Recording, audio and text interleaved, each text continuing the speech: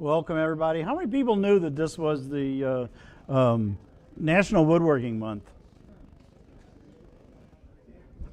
I never heard of it before. I got an email. Okay, Superstar Weekend is this weekend. Is there still openings left if anybody wants to join in on the fun? We're officially closed, but we will turn no one away. I ordered 2 extra meals, so, and then, but I'm excited to announce we did have 34 people sign up. All right. Okay, if everybody read their email, yes, there was a mistake, and I sent out a correction, but in case you didn't catch the correction, the swap meet is going to be May 20th. At 9 till noon, and it's up on the parking lot that's just that direction from the shop. I don't know what direction that is, but our old planer at the shop will be going up for sale that day too. Yep, at the swap meet. So there was a lot of interest in it, so if you're interested in it, check it out. Then we got election of officers tonight. Please continue making toys. Looks like we got a lot of toys back in today. We're starting going through a lot, so keep it up. And Bill needs some help with the picnic, which is going to be on September 9th. So if anybody wants to help out in some way or another, talk to Bill Shukat. Okay, new members. Do we have any members or visitors? I'm Donna Chapman. I'm here with my husband, John. And I'm interested in learning about wood turning, so I thought I'd join him tonight. So. All right. Welcome. Right behind you. Thanks. I'm Joe Baldessari, here to become a member and participate. Thanks. All right. Welcome. Bob Worrell, wanting to join. Been a long time look at, but never got involved. So thank you.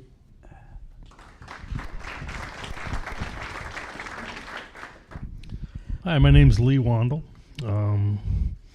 Used to work at New Space building cabinets, and now I just want to tinker, so thank you. All right.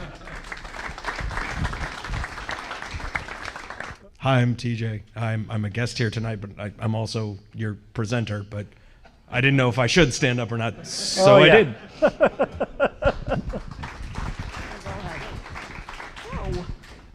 Hi, I'm Valerie Bodkin with my husband Steve. We just joined. We've visited a couple of times. So we know Bob from carving. So. All right. Anybody else? All right. Welcome, everybody. Okay, coming up next is Jedi Day. This is our next shop safety class. Then on May 6th, we're going to have classes for the hand plane techniques and tuning the planes. One's from 9 to 6 and the other 9 to 6.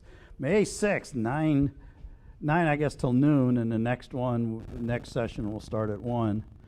And then on May 13th, Fundamentals of Woodworking, session 7 will be up. And Bill, did you want to say something about?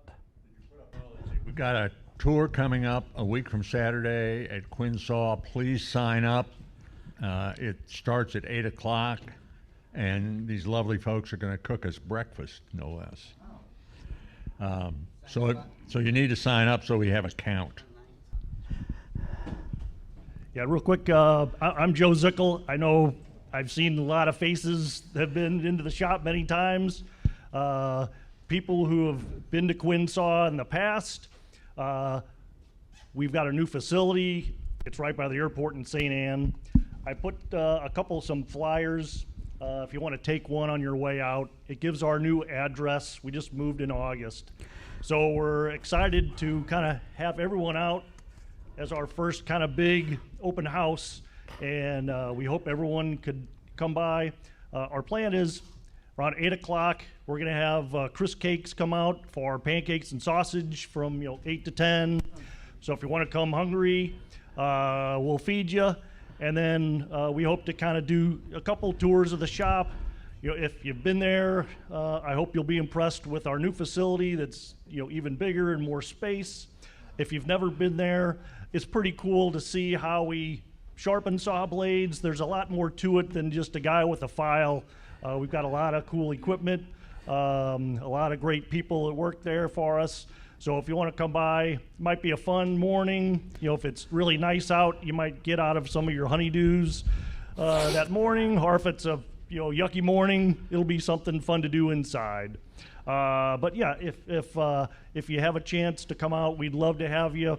We're, as I said, off the Rock Road now in St. Anne. We're kind of behind like the St. Anne post office. If you just Google it, it's probably the easiest way to find us. We're a little bit back behind the Rock Road. But once you get there, you'll know where we are from here on out. And hopefully some people will, say, hey, this is really cool. And we hope to see everyone there. I think we're going to have some giveaways too, if that entices anybody. But yeah, come on by the 29th. It's my mom's birthday. I'll remember it. So I hope everyone has a fun time. Grab a flyer on your way out. I appreciate everyone.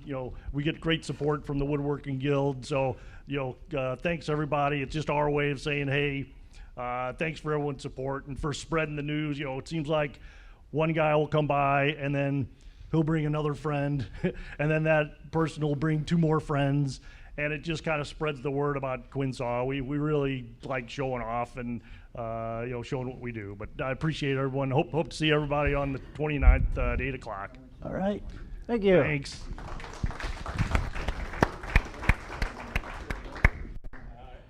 They do a great job sharpening, and they'll sell you a brand new blade, and it's the best blade in town. On May 10, we're actually having something on Wednesday. It's the Rockwood Toy Build at the West Ridge Elementary School. It's over near Kersmill and Clayton. If you need some directions, send me an email. I think the website shows it. The last I looked, I only had 4 volunteers signed up. And we're going to have 75 kids assembling these toys in 3 different classrooms. I need some more help. I'm hoping to have 12 people, so we can put 4 in each room. 8:45 till noon, and it may very well end earlier. These are 5th graders. I don't know how skilled they're going to be. Some of the toys are fairly simple. When we were doing the simple toys, a couple years ago at a different Rockwood school, they were getting those done in an hour, but there are some more complicated toys that'll keep them busy for a while. On June 3rd, we're having another beginners class. This will be the 3rd one. This is really for those who are not familiar with using the power equipment in the shop, and it's prerequisite for taking the fundamentals class unless you already are familiar with shop equipment. The fundamentals class is a lot easier for somebody who knows their way around the shop and isn't afraid of turning a table saw on. And then there is another session of fundamentals class starting on July 3rd. The first meeting of the fundamentals class is always held out at UPIC, and we get a lesson from some hardwood experts on how to buy hardwood, how board feet is calculated, things like that. And we go over what's going to happen in subsequent classes. 3rd Fridays from 10 till 2, Wayne Humphreys has got the Christmas toy built. You need more help? I think we've got plenty of help. All right. Depends on the day. All right. Upcoming presentations next month, we have Don Turner on cabinet making. He did one similar to this a couple of years ago, and it was very good and very interesting. So try not to miss that one. And then in June, we got Chris Vinebroker is going to do river tables.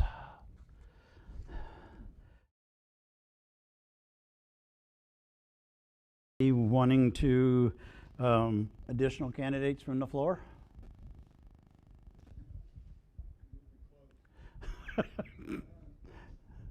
Oh, do I hear a motion? I move we close nominations. Okay. Nominations are closed. Do we have a motion that we can accept the board, accept the people as written, as stated? We have we have a second? All right, we got a second. Okay, congratulations, everybody.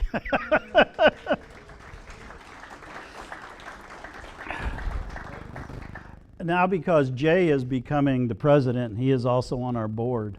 That leaves us one short director, and our bylaws state that I can appoint somebody as president. So I'm going to appoint Bob, I hope I get this last name right, Castigar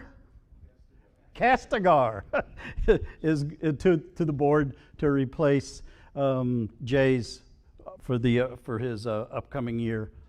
Want to stand up and say hi? Just wave. So that's Bob.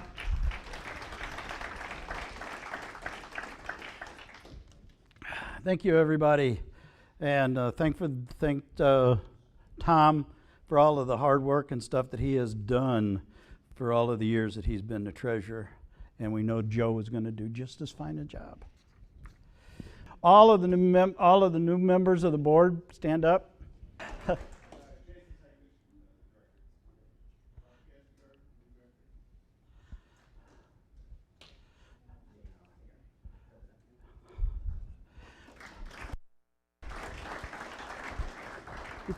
Jay, you want to come up and accept your your wonderful briefcase without the laptop, which is over there.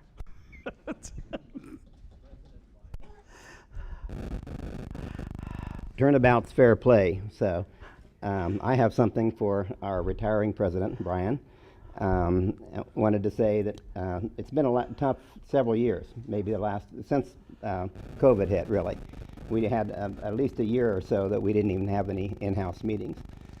Wayne Humphrey took the load of that for the first 2 years or so, then Vicki Berry the last year, and then Brian jumped up when nobody was really volunteering, so we were so happy that he volunteered to be the president this past year.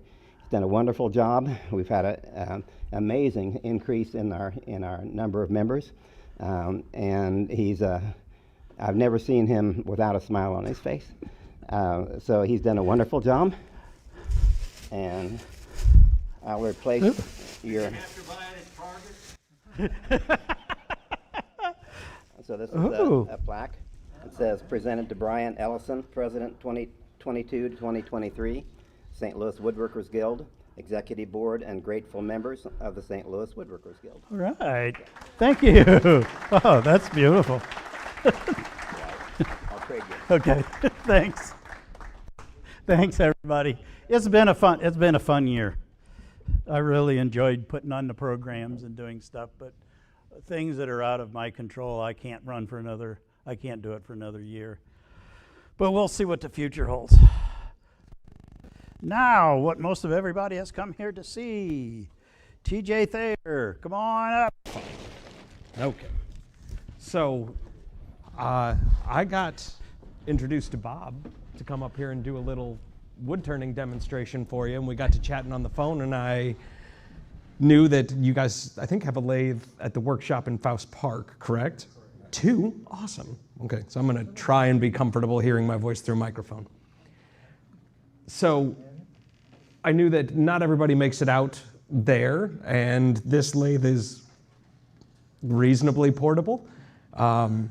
It's heavy and unwieldy, but it's smaller than some of the bigger ones that are out there, and it's got a good bit of power to it.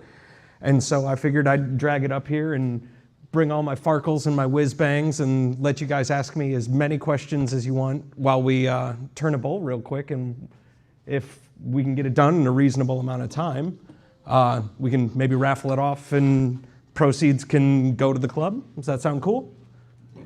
All right. So this is a piece of spalted hackberry. It's very green, so it's going to fly off the tool. It's nice and easy to turn, and I will openly admit that I did most of the roughing cuts this afternoon so that you guys didn't have to watch me beat the mess out of the bark and the not round portions of it, but we'll still do a little bit of roughing so you guys can sort of get a feel for the sound. And again, does anybody have questions or maybe requests? Or I know you had an amazing presentation in January from a Charlie, I think, is that right? Yeah, no, I watched that one on the YouTube. You guys, that was thorough. It was awesome. I'm snugging up the tailstock right now. It's on a faceplate that's being held with some really, really strong screws, so this isn't super necessary, but I want to make sure while I'm making these roughing cuts to get it a little more round that we don't go flying into the room. Before I came up here, and when I was rounding it, we were at about 500 RPM. I'm going to stay out of the line of fire here. Good deal. And the lathe isn't walking all over the place. It had a fun adventure. I hope this microphone works inside of a face mask. Boys and girls, when you apply a tool to a spinning piece of wood, safety glasses are cute. Wear a face mask, okay? It'll give you the confidence and the courage to really get down in there and maybe make some of the slightly more bold decisions. And yeah, it builds that confidence that stabbing sharpened steel into a piece of wood spinning at like 700 RPM requires. Is this super Darth Vader with it inside of the helmet?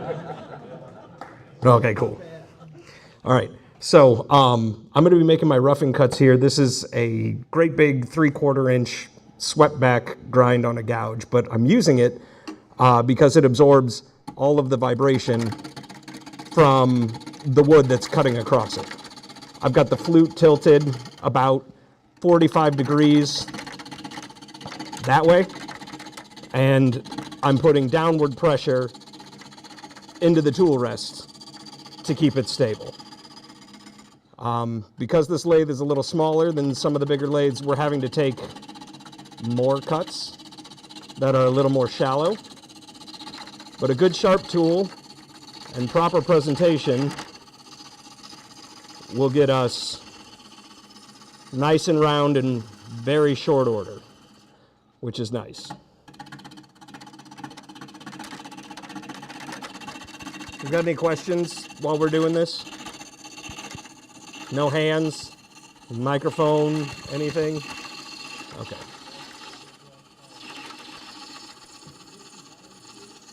I'm sorry, what was that? One more time. Yes, sir. Typically, no. So especially when you're doing bowl making, I'm going to put this back down. We're going to keep going because I want to try and get this done while we're here. Typically, when you're bowl making, you put that faceplate on the side that you're going to be hollowing out, right? And so while you do have to cut that direction, the tool doesn't really get close to where those screws are. And then when we flip it over, we'll take the faceplate off. But yeah, we're going to send shavings all over the place. They're already all over me. Got a handful of them back there on the stage already. But I really wanted to come in here and make a big mess and do some shavings. Do you make your own handles? This one, I do not. This one comes from a wonderful bowl turner out of South Carolina. Her name is Ashley Harwood. She's pretty internet famous, I guess would be the way that I would describe it. Does wonderful videos on YouTube. It's a beautiful line of tools. And what's really pleasant about them is that it's a modular handle system. So when it comes time to sharpen, which we're not quite at yet, this comes out of the handle and I can swing it back and forth on that platform a lot easier than having to deal with a great big handle. This one I made, this one I made, this one's from the factory.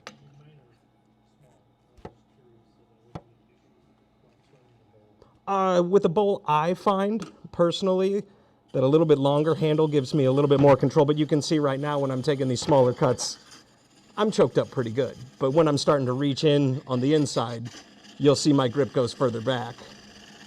And that leverage gives me a little bit more control. So these cuts down here at the bottom, where I'm cutting a lot of air, are scraping cuts. So the cutting edge is unsupported by the bevel of the tool. It's very efficient, but it doesn't leave a very attractive finish.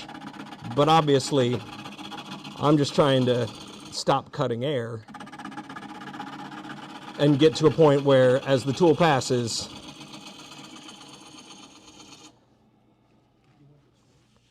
there we go. So we're getting pretty close. I'm actually comfortable that we're nice and round. I am going to get this guy out of the way. And we're going to make a couple of cuts on the bottom.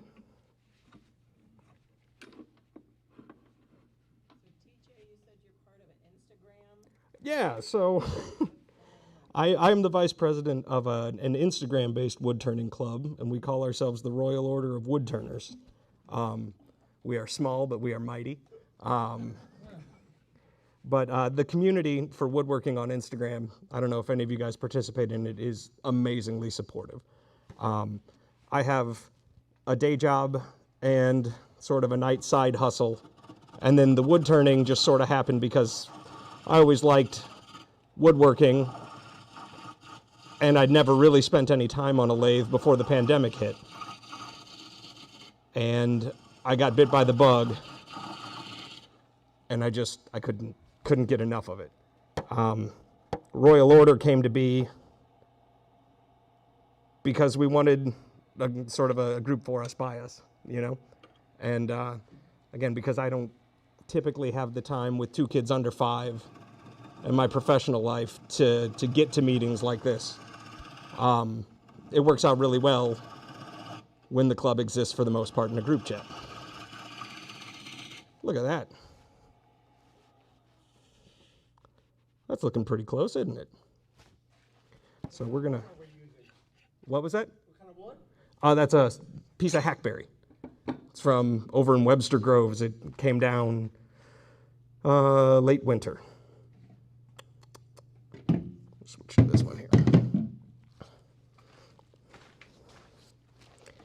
So I'm gonna start trying to get a bit more of a final shape for the outside of this. And I'm going to use what's referred to as a push cut. And the grind that this gouge has on it is used by a handful of people. It's called a 40-40 grind. And what I like about it is it's efficient and it leaves a beautiful finish when you're done, which means we get to keep sanding to a minimum.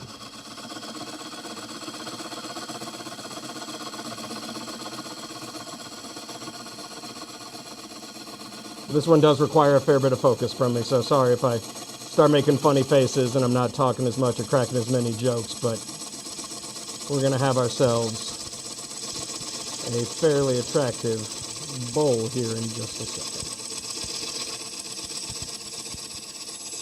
We got any more questions while I kind of peek up? Something that you might notice is that my hand stays pretty far away from the tool rest while I turn. There's a lot of people who like to rest their hand on the tool rest while turning. I don't care for it. I like to make sure that all of my energy is going down into that tool, and I drive it with my right hand back here in the back.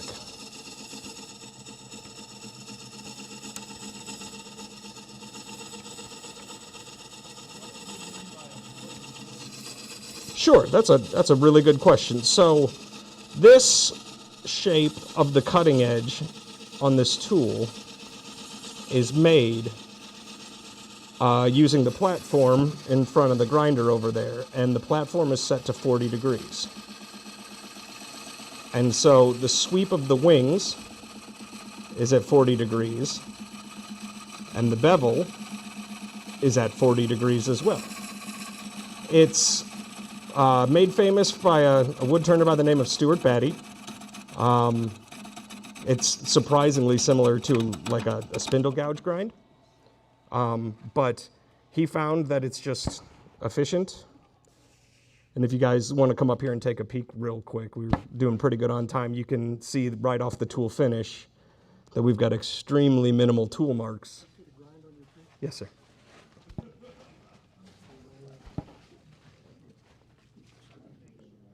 All right, so we're going to stick a tenon on the bottom of this thing real quick. How are we doing on time?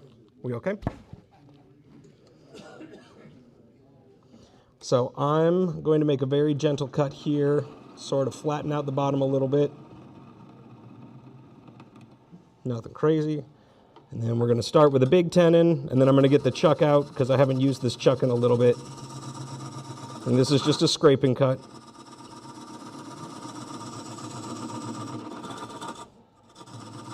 And we're going to see if that's going to fit my chuck. So I think this is a pretty big chuck.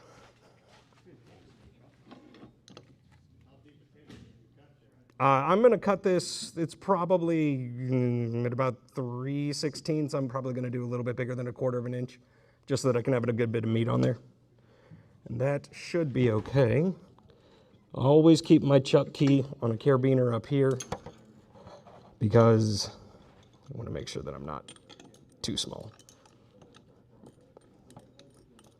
But yeah, you don't want to leave your chuck key. Okay, yeah, we're in good shape.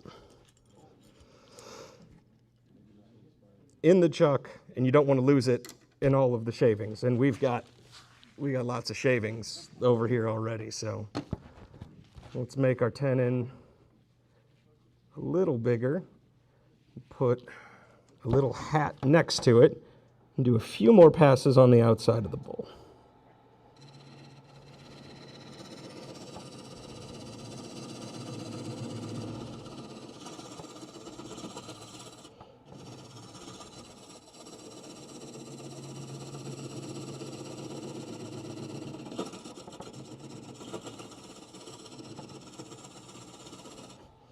Okay, so we got our tenon there, and then I'm going to take this teeny little detail spindle gouge and I'm going to put a dovetail on it so it sits inside of that chuck a little more securely, okay?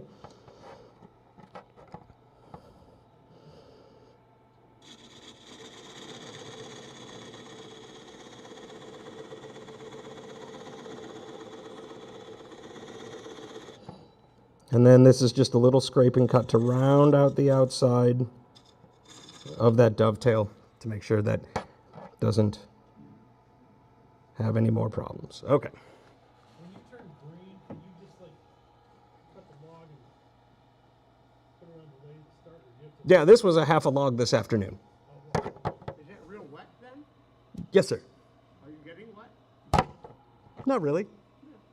Some of them come a little more juicy than others. This one's been sitting, getting spalty for a while, but yeah, you can get real wet. If you start turning green wood, the wall on this side of your lathe will get a nice little water streak. But it's fun. Again, one of the reasons why I'm so passionate about turning is it's just a hoot. And I don't mind having a shop that I know will pretty much never be clean.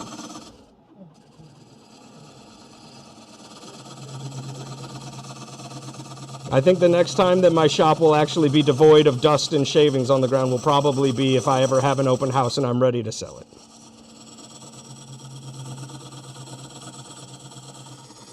Okay, we are going to take this cut.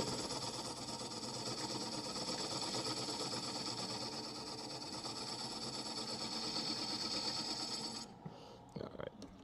So we are going to speed this piece up a little bit. So I got to open my trap doors here, pull a cam, move a belt, put the cam back down, start a little lower.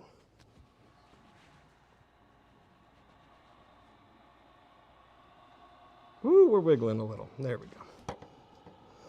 All right. So right now we've got a little more speed, but a little less torque.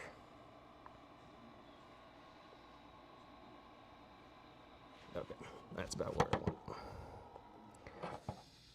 I am going to raise us up a little bit too.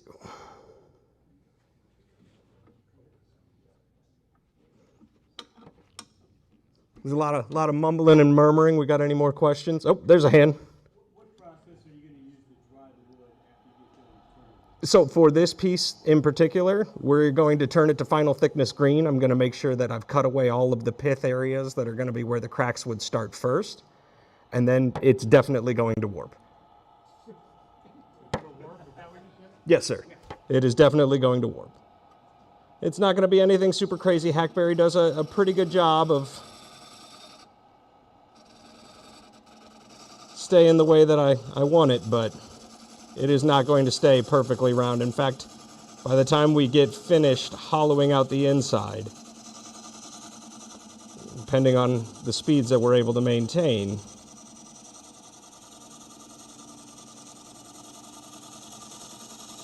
sorry, had to focus for a second. Depending on the speeds that we're going to be maintaining, it might already start warping a bit on the outside versus the inside. Nothing crazy, but you'll be able to hold it with your finger and see it.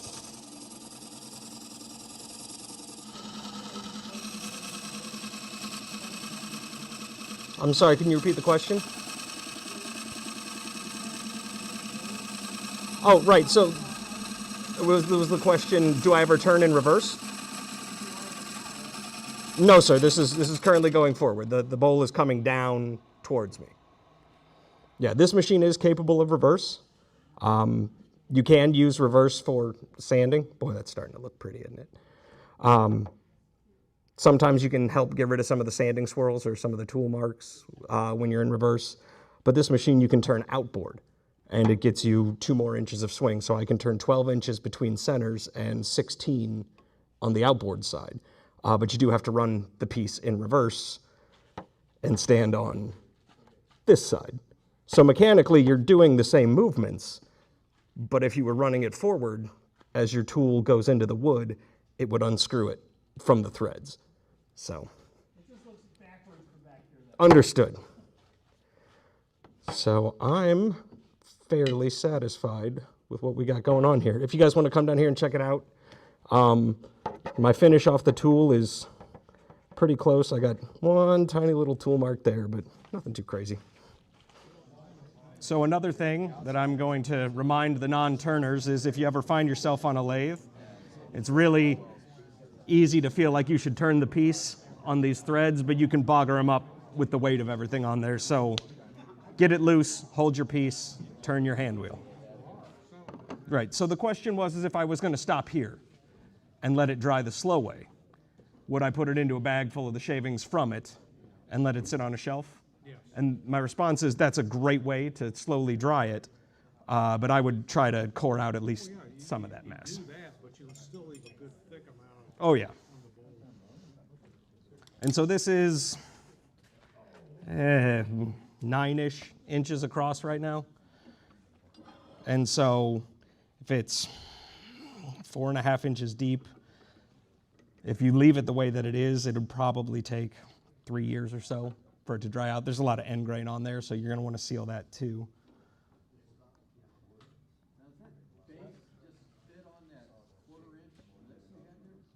Yep, and it squeezes it really, really hard, and it's got a dovetail too. So it's, even if the wood starts to pull out, I can move the whole machine wiggling it. You see my chuck going. Have you ever had a twist part on You betcha. Okay. Oh yeah, no, when I first started turning, I wore a motorcycle helmet because I knew I was an idiot, right? No, and I mean, like I got photos to prove it. I knew that I was going to injure myself real hard, so I had a full motorcycle face shield, and I used it multiple times. But again, sometimes having the gear to give you the courage to keep trying things is half the battle. So let's make sure that we're turning. So right now we're at about 560, which is about where we were on the other side. It's running pretty darn nice and true still. I need to remove about an inch or so. This is where the next pith on the pieces, so I'm about an inch in, and I want to turn past that because the pith is typically the starting point for most of the cracks that you're going to see in your bowl. So if you leave them in there and you don't stabilize it, you're probably going to start cracking there. Isn't cracks classified as character? Of course. Tacos crack. We love them.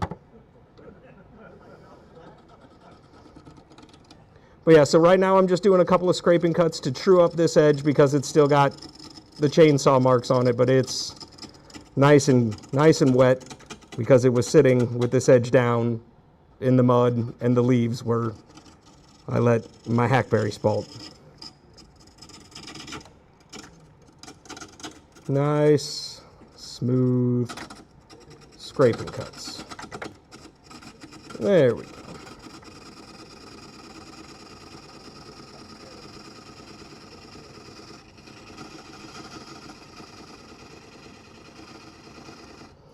So now we're just going to keep taking it down. I'm not worried about the finish.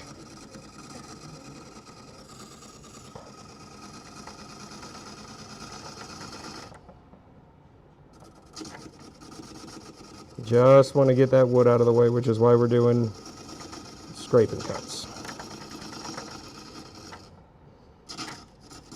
And we'll get to hollowing here in just a minute.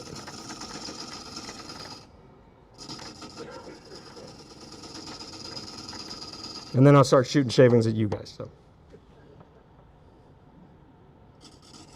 But yeah, so again, these are just scraping cut after scraping cut, just trying to move that material, and I'm sure the camera can probably get in there and you can see it just rolling right off the edge of that tool as it scrapes away. But yeah, every once in a while, when conversing with friends and other woodworkers, they talk about how messy their shop is with me. And when you clean your shop with a scoop shovel, before you run the shop vac, that's when you know you've had some good fun at the lathe.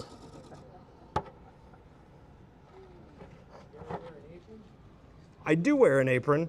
It fills up with shavings.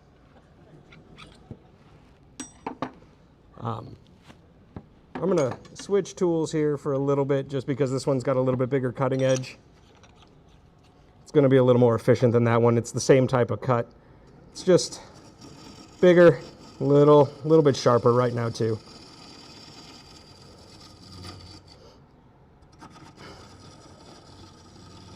You got to be pretty careful when you're making cuts towards the middle of the bowl while you're in the chuck. The handful of times that I've had situations, oh boy, that's looking pretty.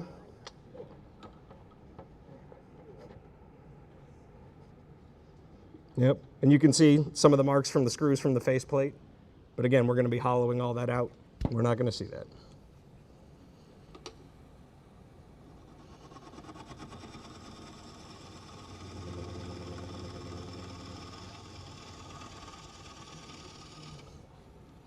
All right, I'm going to goose it up a little bit more. She's going to start to dance a bit, and I'm going to take it back. There we go. So right now, when the tool's in it, we're at about 630. Now I'm going to get a nice surface for hollowing.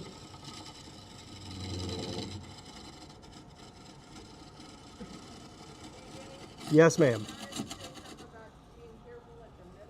Right, so anytime that I've had a bowl come flying off of a tenon was when I wasn't careful right here in the middle. For whatever reason, it seems like it imparts its energy and knocks it out most frequently if you get a catch in there. So just be careful. Could be my experience exclusively, but boy, that's looking pretty. Good. Do you tighten your chuck periodically or not? So when it's green like this, you should, because the wood is going to dry and it's going to shift. That is actually a nice little piece of advice right now. So we'll see. It was pretty tight before. Still tight. I'm sorry, was the question over that way? Do you ever bore that center part out? You can. I'm a little bit faster with tools. Yes, sir. Would you like some? Cool. Get my number afterwards. I'll give you a big old piece. You have to bring your own chainsaw, I guess. No, I got it cut.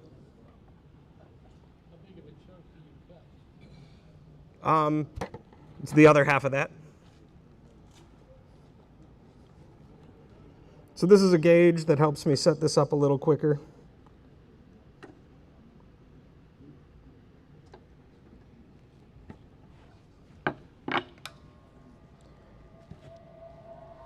And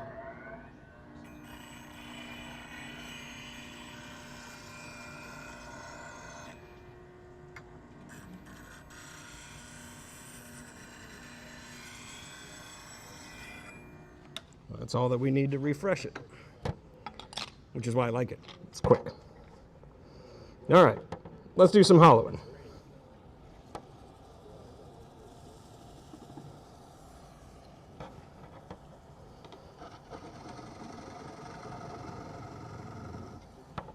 Just a little too high.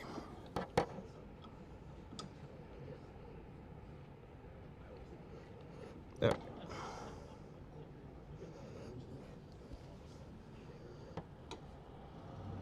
There we go. Okay. So when I'm hollowing, I like to go from the center out instead of the outside in. And you'll notice the position of my tool is well out in front of me.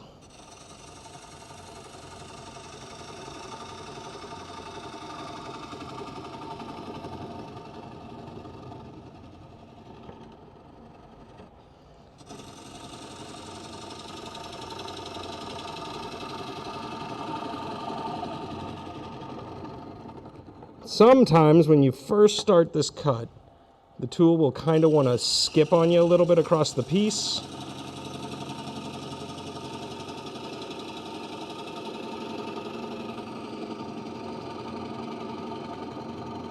We are going to be well into this bowl in about 5 minutes or so.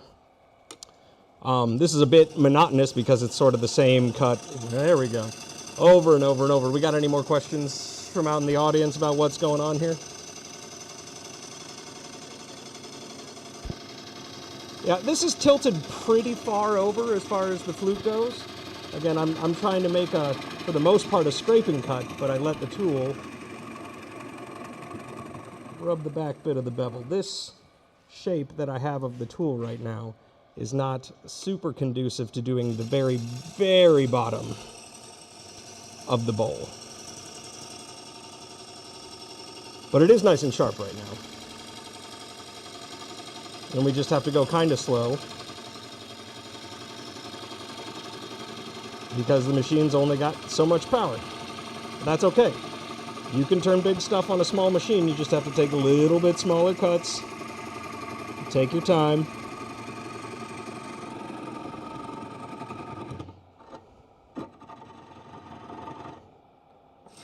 I've had some mishaps. Some things have happened. But sometimes there's only one way to find out how bad of an idea something is. And I've had some bad ideas. But until you sort of get in there and try stuff out for yourself, it's hard to know whether what you're trying to accomplish is counterproductive to your means.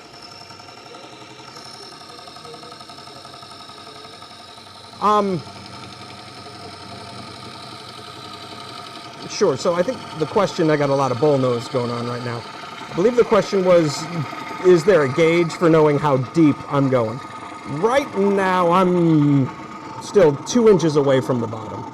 I'm not taking very deep towards the bottom cuts just yet. And then when it gets to wall thickness and towards the bottom, I use the finger method, which is where I kind of put my head on one side of the bowl and I put my finger on there. Or when I'm using my tool, I sort of one eye in the bowl and one eye out. It's sort of like if you put your finger like this under the table, you get a pretty good idea of where that finger is if you look on both sides. Not super helpful, but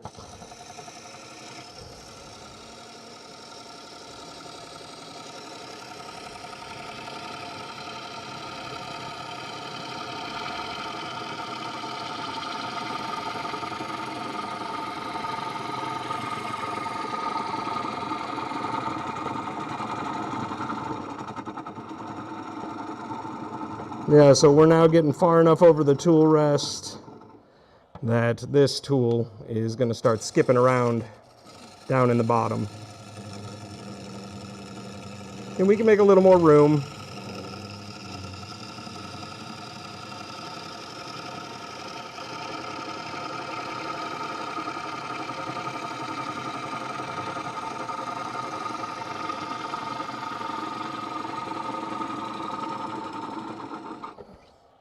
I'm going to try and give it just a little more gas. Ooh, it's dancing around.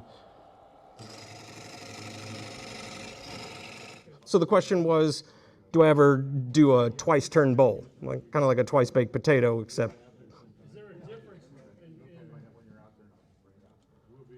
it turns out? Yes, there actually is a very significant difference in the way it turns out.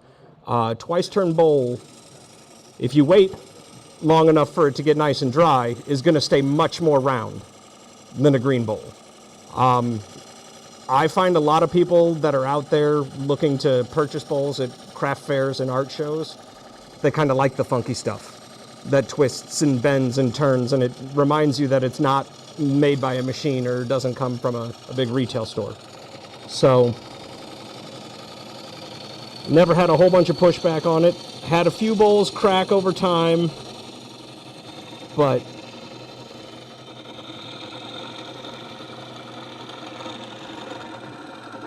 that's all just sort of part of the gig. And one of the ways that we're going to try and avoid having this one crack is, now that we're taking away a little bit less material, we're going to work on taking off that other pith that was up here. And we still have plenty of mass up here to make these cuts.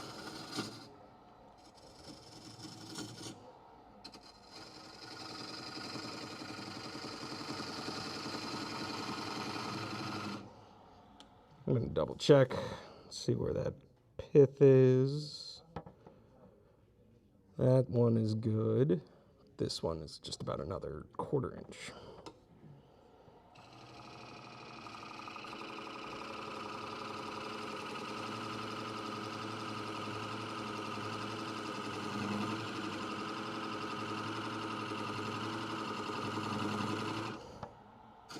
All right, so let's get this out of the way.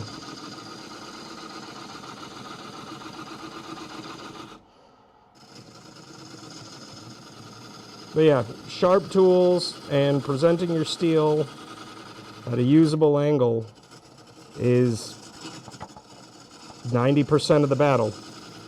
I'm not even really pushing that hard. Just kind of letting the tool eat.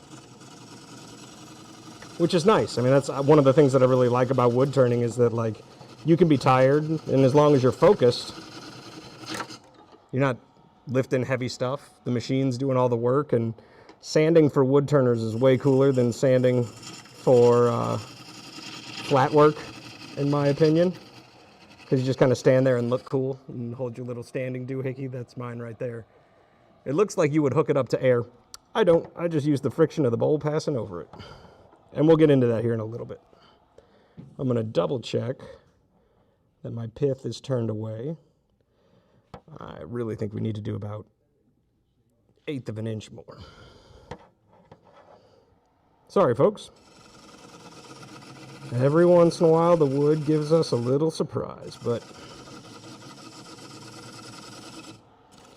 I brought some other pieces of wood with me today, if anybody wants to sort of give it a shot. I've also brought some carbide tools, which don't require quite as much finesse, but are just as effective as the traditional steel tools.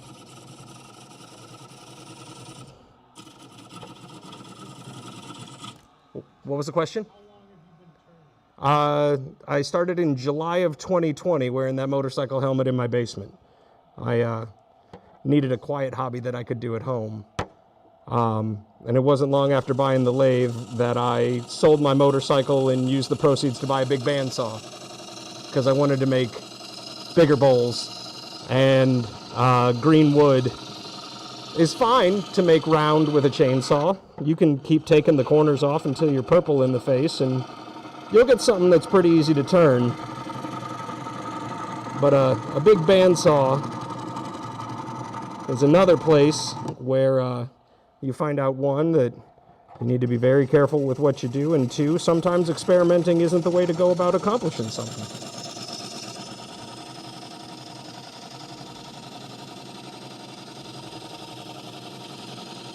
How are we doing on time?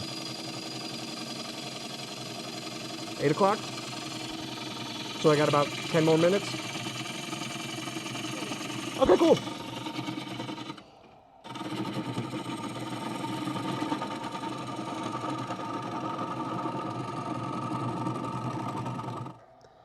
Hackberry is also really unique in that it's got sort of a grain structure to it that sort of glows white when you oil it up.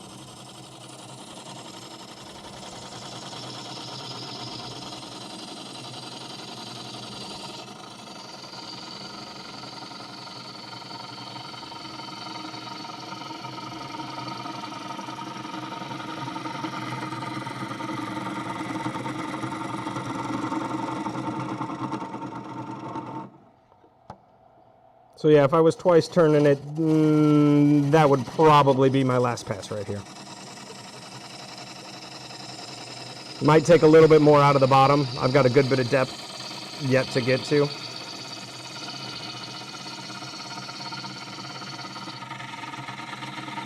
But yeah, I'd like to pretend like I have intentionally kept all of the shavings on the tarp on purpose. It was all part of my great scheme to make sure that our mess was as minimal as possible, but messes are fun. Wood turning is messy. I'm glad I wore pants that had flaps on top of the visible pockets. It sort of keeps the shavings out, but let me tell you, all of my dryer lint catchers are full of shavings.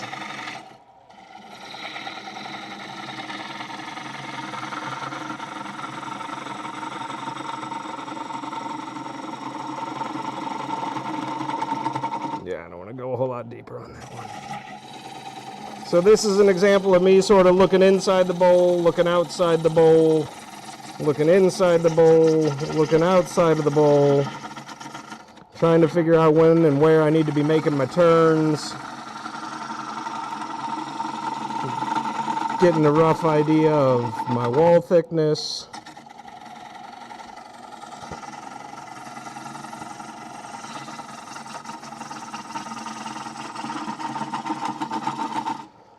All right. Yeah, so I can hear myself losing the bevel in sort of that bottom third. I'm sort of losing contact down here. So I'm going to switch to a slightly different tool to help me hog out some of the stuff down at the bottom. I'm wondering, when you're turning and it's getting thinner, does it sound? Especially if there's a crack. Yeah. Oh, you hear that. Boy, it starts roaring as the tool passes over that crack and the bowl's flexing, and fun times are being had by all, and you're making sure that you're wearing a face shield and you keep going. Or you get out the masking tape and you tape that crack shut and you keep going down on the inside and just hoping for the best. I mean, that's an option. To each their own. It depends on whether you want your wood turning to be like an action movie or whether you want your wood turning to have glue in it. So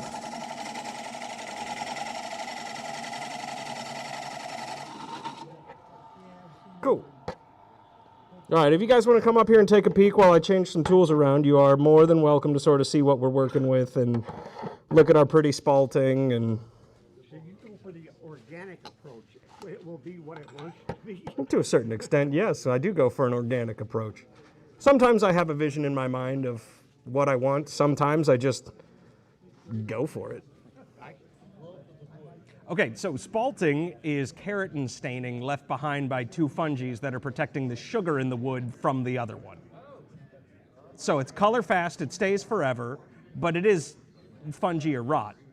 And so that's why you get that punkiness inside of it. But yeah, it's a really cool phenomenon. There's Dr. Sari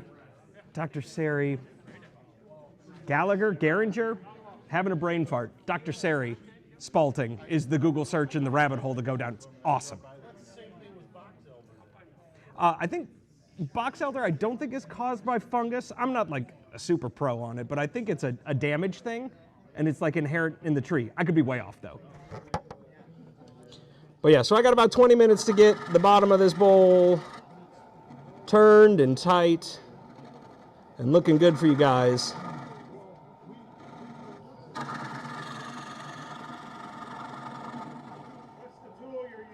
All right, so this one is called a bottom of the bowl gouge. It is designed to sort of be reached out further over the tool rest. The angle of the cutting bevel is much steeper, and you'll also hear that it's not skipping like the other one was. So it's sort of one of those, like, again, curved tool rests. I think if you can find one that is really beefy and isn't going to bounce when you're that far away from the tool post where it sits in your banjo down here, you might be onto something. But for the most part, I find that just running it straight and then having a nice long handle, and I might actually even switch this one out as we go a little bit deeper. That's probably a good call. As we keep getting further over the tool rest. This one is also nice because it's a big 3/4 inch thick piece of steel. But if you look, there's a lot of it still left here on the bottom, so it just doesn't bounce and it absorbs all that energy as you go further out over the tool rest. Again, just going back to where we were before, but not making pretty cuts. Making ugly cuts, but removing material efficiently.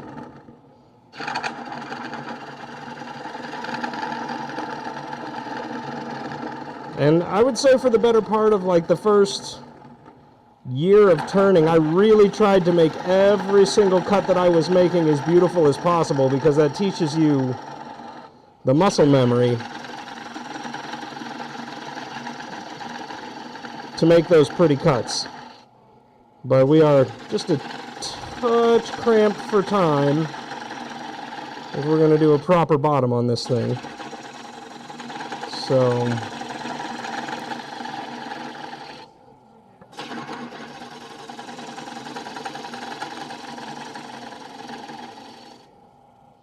okay, now we just need to do a little bit of sanding. We're going to round over the edge with the sandpaper and... I beg your pardon?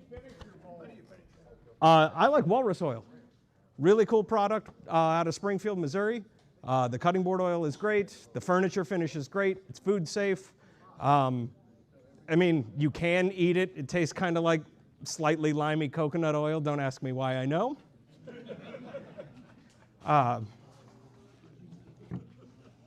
But yeah, and I've got a little jug of it over there, and once we get this a little bit sanded, we're going to flip it over and put it on my coal jaws, finish off the bottom, and put some finish on it, and you guys can fight each other over who takes it home, okay? So this is technically a random orbital air sander from Harbor Freight, but I don't use it actually hooked up to air. I get the bowl spinning, and we're going to do this as briefly as possible because I don't want to blast all you guys with sand sawdust, and the finish is still pretty good. But I let the friction of the bowl turn the sander, and this way I don't get vertical sand marks because the bowl is turning at a speed that's different from what my tool is turning. That tool is probably a lot cheaper than the sander and the lot. Yeah, I mean, if you make it there on coupon day, I think they're like 25, 27 bucks. A lot cheaper than what I spent on But it gets rid of tool marks. It'll allow me to soften this edge here real quick. Bring it around.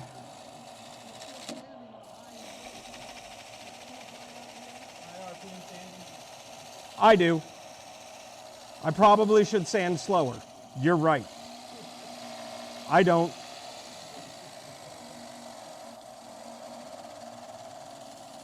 We also have like 15 more minutes to get this bowl into the hands of one of you guys. And that means getting rid of some tool marks post-haste. And this, I think, is like 320 grit sandpaper. So I'm also pushing harder than I probably should too. But I'm trying to get rid of some tool marks, trying to be as efficient and effective as possible. I think we're going to try and scrape out what's left, and then we're just going to move on. And so when you're operating a scraper, especially like a negative rake scraper, which are all the rage right now, you want to get your tool rest as close to the piece as possible, because that chatter will show up quick. And so this is a inside the bowl negative rake scraper. It's got a bevel on the top and a bevel on the bottom. And yes, it is similar to taking your normal bowl scraper and doing this. But this one has a fancy person's name on it, which means it's magic.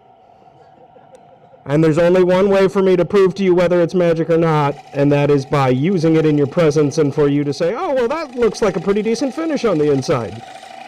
And that's magic enough for me. Thank you, Ashley Harwood.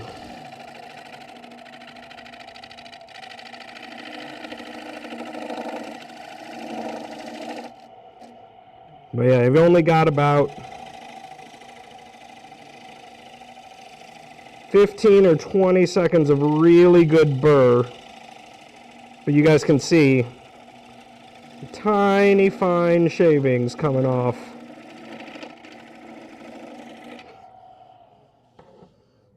That's probably going to do it for us. Okay, so now, if you guys want to come in, stick your hand in and feel sort of the finish that comes off of that scraper, it's pretty decent. Fancy name, is it Rambo? No, it's from Ashley Harwood. Would you reverse that and sand it if you wanted to make it finer? Oh, sure, yeah, we're just pressed for time. I'll probably run the sander through it.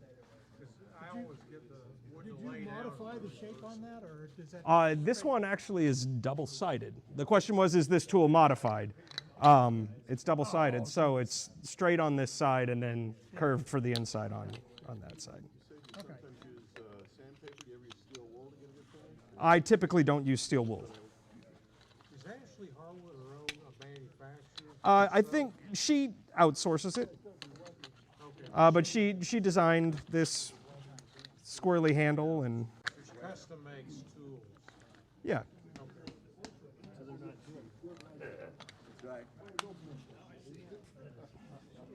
You're welcome to take stickers if you guys want.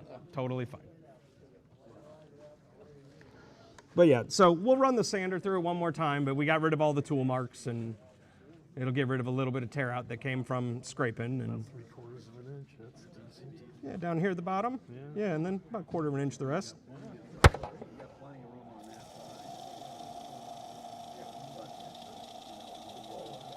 And this will get rid of, burnish down some of those raised spots, but sometimes you just gotta get out the 80 grit gouge, boys and girls. Sometimes that's just what happens. And tonight, I wasn't planning on sanding a bunch because I didn't want to fill the auditorium with ultrafine dust. So.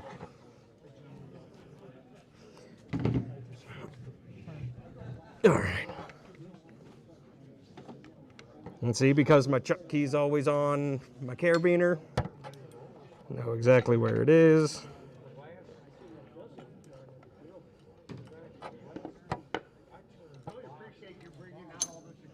Oh man, I want to make sure that everybody gets a chance to sort of get their hands on it and have some fun and ask questions, because it's sort of like, it's like the luge of woodworking, right? I mean, like, it's a part of it, but like, there aren't exactly a whole lot of people bragging that they practice it, you know?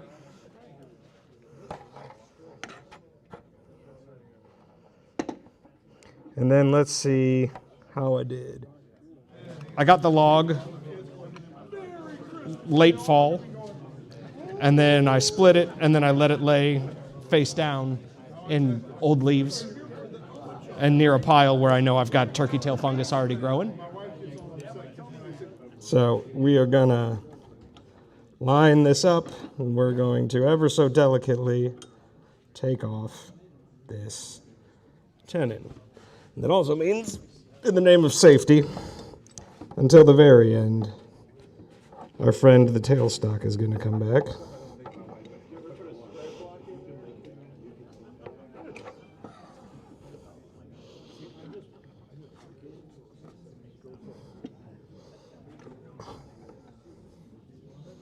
just in the name of safety. So when you're turning with your cold jaws and you're keeping it under 12 inches, you really don't want to take it like over 600 if you can help it.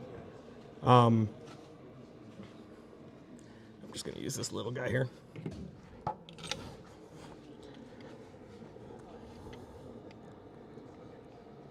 There we go. So we're doing detail work, but this is the same scraping cut that we were doing before to remove material.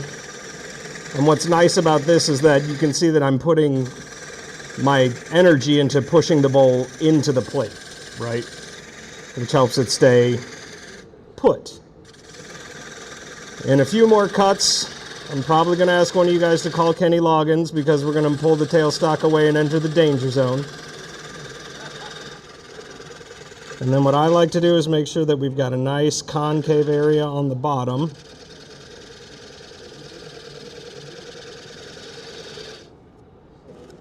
There we go. All right. Couple more teeny tiny cuts. And for the sake of everyone's time this evening, that'll probably do it. Where's my little whiz-banger spinny doodler? My sander. There we go. Yeah, my whiz-bang whizzy doodler.